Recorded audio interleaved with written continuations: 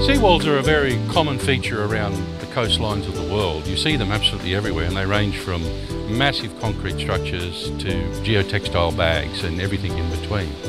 On the Gold Coast we have a seawall, and I don't think a lot of people realise this, that it's called the A-line, and it runs the full length of the Gold Coast, but you can't see it anywhere because it's buried, and it's there in a sense as a last line of defence against major erosion.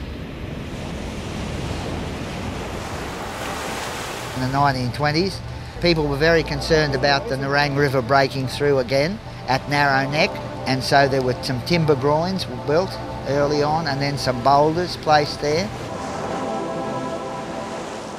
There's photographic evidence that when the Kirra Surf Pavilion was built just before it was opened in 1936, there was a major weather event and waves broke over the top of it, and they were concerned about losing that, so they built a boulder wall in front there. When we built the boulder wall post the 67 cyclones at Greenmount, we found an old log wall, built of tea tree logs along there that somebody had built Lord knows when. A lot of people have trouble understanding that, especially that didn't experience those early cyclones. Like down here in Greenmount, there's what they call a COG wall. It was designed by the Coordinator General's Department, which we put in 68 after the 67 cyclone, and I was on that from Surface, Main Beach, Broad Beach, Miami.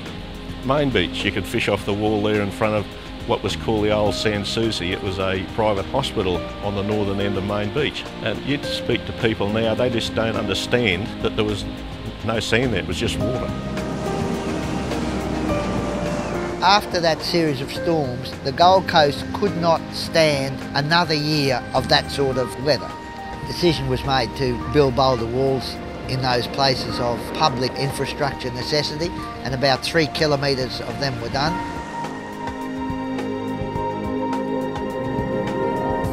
The Gold Coast Boulder Wall is a standard. It was developed as what survived 72. There was a design for a boulder wall in 67. Some of those walls failed in 72. The surveyors went out and measured what survived. That became the new benchmark.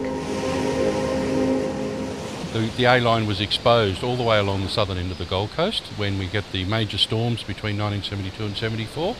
And clearly was the major factor in that erosion not being worse and further property damage.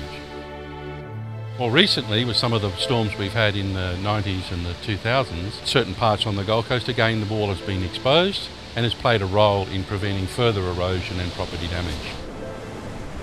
So what we did was, if you want to build on the beachfront, you have to have a boulder wall, and people will argue and say why. It's to protect their property and also to protect lives of the SES and Gold Coast workers who don't have to be out there protecting property and the esplanades.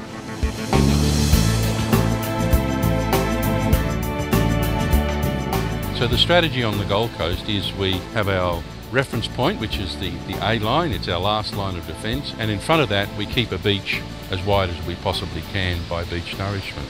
The storm comes, the beach erodes, we have that seawall there to prevent the property damage behind it, and it's part of more of an integrated approach to coastal management.